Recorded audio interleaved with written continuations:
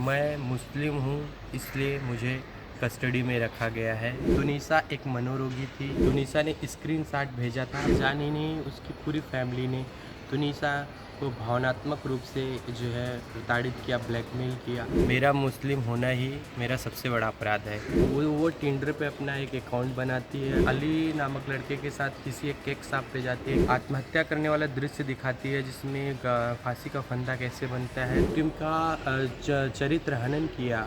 ये सब कुछ पहले से, जैसा मैं बोलते आया हूँ कि ऑर्गेनाइज क्राइम है। पहले से ही मानसिक रोगों के का लिए इलाज चल रहा था। आत्महत्या के लिए जिनके मन में विचार आता है वो प्रयोग करते थे। अली नामक लड़के से वो मिलने के लिए 20, 21 और 22 को बाहर भी जाती है। तुनिशा शर्मा केस में कल शिजान मोहम्मद खान के वकील ने क्या कुछ दलील दी, कोर्ट रूम में क्या कुछ ड्रामा हुआ, कैसे तुनिशा के खिलाफ सनसनीखेज आरोप लगाए गए, तुनिशा और उसकी मां के खिलाफ शैलेंद्र मिश्रा और शरद राय जो कि वकील हैं शिजान मोहम्मद खान के, उन लोगों ने क्या दलीलें रखी, कैसे तुनिशा के बारे में यह भी कहा गया कि उनका किसी और के साथ अफेयर चल रहा था, क्या कुछ हुआ वहां पर। आई विटनेस वकील अमित मिश्रा ने अपनी जुबानी पूरी कहानी बताई है। देखिए क्या कुछ कहा अमित मिश्रा ने, जो कि उस समय मौजूद थे जब कोर्ट की प्रोसीडिंग्स चल रही थी।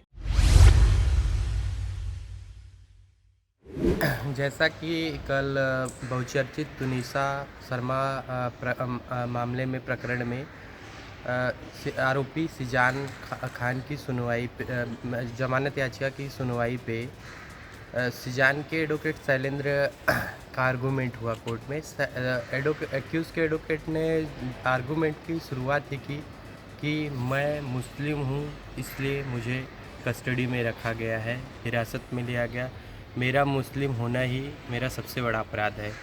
सिजान के एडवोकेट के तरफ से जो दलीलें दी गई वो पूरी तरह से एक मतलब कि तारतम्यहीन जो है दलील थी, जिसमें उन्होंने सिर्फ फेयर इन्वेस्टिगेशन जो पुलिस द्वारा नहीं किया गया उसी का लाभ उठाते हुए उन्होंने जब भी आर्गूमेंट शुरू किया तो उन्होंने जो बताया उसमें जो प्रमुख बातें थी शैलेंद्र की तरफ से जो बताई गई, एडवोकेट शैलेंद्र मिश्रा की तरफ से, उन्होंने ये कहा कि तुनिसा एक मनोरोगी थी जिसका पहले से ही मानसिक रोगों के लिए इलाज चल रहा था।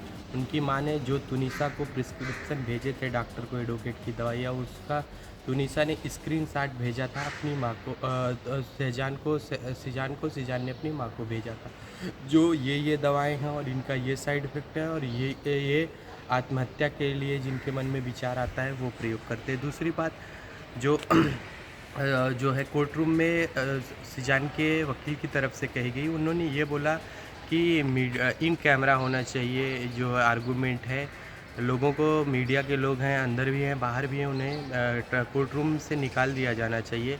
तो जज ने उनके बातों को, उनके रिक्वेस्ट को ये कहते हुए खारिज कर दिया कि ये सेक्सुअल असल्ट वगैरह से जुड़े आर्गूमेंट होते हैं या स्टेटमेंट होते हैं उसमें इन कैमरा होता है। ये मामला जनहित से कई लोगों से भावनात्मक जुड़ाव है, इसलिए इन कैमरा नहीं हो सकता है। तो एक्यूज़ के एडवोकेट ने जिस तरह से डिसीज़ विक्टिम का चरित्र हनन किया कोर्ट में, वो निश्चित ही बहुत दुखद है और ये प्रतीत होता है कि ये सब कुछ पहले से, जैसा मैं बोलते आया हूँ कि ऑर्गेनाइज क्राइम है, ये प्रायोजित अपराध है। जैसा कि उन्होंने बताया कि जो मृतका है, पीड़ित डिसीज़ विक्टिम है, वो उसके पहले भी अफेयर रह चुके हैं सिजान खान से, रिलेशन में आने के पहले भी और ब्रेकअप होने के बाद भी वो टिंडर पे अपना एक अकाउंट बनाती है, अपना खुद को रजिस्टर्ड करती है, अपना प्रोफाइल बनाती है और 18 तारीख को अली नामक लड़के से वो दोस्ती करती है।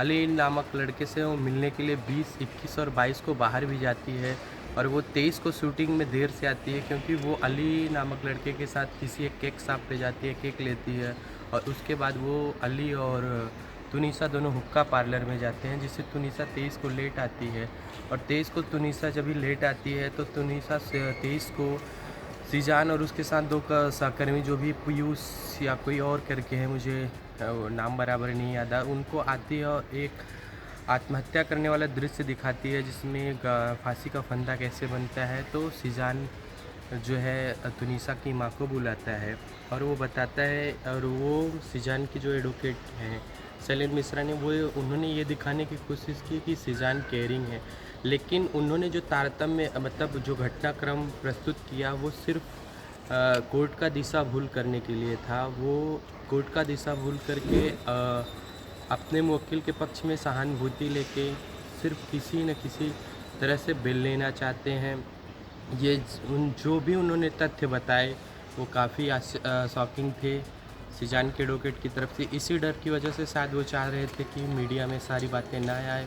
उन्होंने कोर्ट को बताया कि जो भी मतलब किसी डिसीज़ विक्टिम तुनिसा शर्मा और सीजान की फैमिली से काफ़ी बॉन्डिंग रहा होगा। फिर जो है ये सारी बातें उन्होंने शेयर की होगी। निश्चित रूप से इन सब बातों से प्रतीत होता है कि सीजान ही नहीं, उसकी पूरी फैमिली ने तुनिसा को भावनात्मक रूप से जो है प्रताड़ित किया, ब्लैकमेल किया और उसे आत्महत्या के लिए उकसाया। सबसे बड़ी बात जो है, उन्होंने सीजान ने बताया कि तुनिसा उनको जो है सीजान के वकील ने जो बताया कि तुनिसा सीजान की एक बहुत ही अच्छी दोस्त थी, जो ब्रेकअप के बाद भी उनसे टच में थी। सीजान के साथ जो उसके रिश्ते की अवधि थी मतलब टाइम पीरियड था, वो बहुत कम था। 8 सितंबर को तुनिसा ने गौरव भगत नामक एक लड़के से ब्रेकअप किया। ब्रेकअप के बाद जब वो फ्रस्ट्रेट थी तो उसने जो पोस्ट किया था ब्रेकअप रिलेटेड, उसमें उसने सीजान को टैग किया था। वो अभी भी गौरव भगत पे इंस्टा पे फॉलो करती है। और जो सबसे बड़ा उन्होंने शॉकिंग अली नामक लड़के का, तो ऐसा सीजान के एडवोकेट का कहना था कि जो लास्ट में बात हुई थी वो बात सीजान से ना होके भले हमने साथ में खाना खाया था, जो मतलब कि सुसाइड अटेम्प्ट करने से पहले जो 15 मिनट की बात हुई थी, वो वीडियो कॉल अली नामक उस लड़के से हुई थी, जिसके साथ में जो है हाल में ही तुनिसा ने दोस्ती किया था, जिसके साथ तुनिसा बाहर जा रही थी, घूम फिर रही थी, डेट कर रही थी और केक शॉप या हुक्का पार्लर जा रही थी। जो भी एक्यूज़ के एडवोकेट ने ये कोर्ट को बताया कि तुनिसा की माँ के उपेक्षात्मक रवैये या तो की वजह से तुनिसा अवसाद में चली गई, और या तो जो है उसमें संजीव कौशल का भी एक्यूज़ के एडवोकेट की तरफ से नाम लिया गया। जो भी है सब ये बेहद ही दुखद है। उनकी तरफ से 20 साइटेशन कोर्ट में जो जजमेंट 20 जजमेंट दिए गए, उस 20 जजमेंट में उन्होंने 2 जजमेंट का विशेष रूप से जिक्र किया कि ये स्क्वायरली अप्लीकेबल है हमारे मैटर में एडवोकेट जो है एक्यूज़ के एडवोकेट के द्वारा, जिसमें उन्होंने जिया खान के आत्महत्या प्रकरण में सूरज पंचोली और टीवी एक्टर राहुल राज सिंह के मामले में जो भी जजमेंट आया था हाई कोर्ट से, उस जजमेंट को उन्होंने कोर्ट में विशेष रूप से पढ़ के सुनाया और बोला, उन्होंने आग्रह किया कि हमारा मुवक्किल है, वो आरोपी जो भी जुडिशियल कस्टडी में है, उसको बेल मिलना चाहिए। वो मुसलमान होने की वजह से अंदर है। लेकिन सबसे बड़ी बात है कि जो मृतक पीड़िता है, डिसीज़ विक्टिम, वो तुनिसा शर्मा जो इनोसेंट गर्ल है, जिसने आत्महत्या कर लिया, क्या उसे नेचुरल जस्टिस के तहत न्याय नहीं मिलना चाहिए? कि वो एक हिंदू लड़की है इसलिए क्या उसे न्याय नहीं मिलना चाहिए?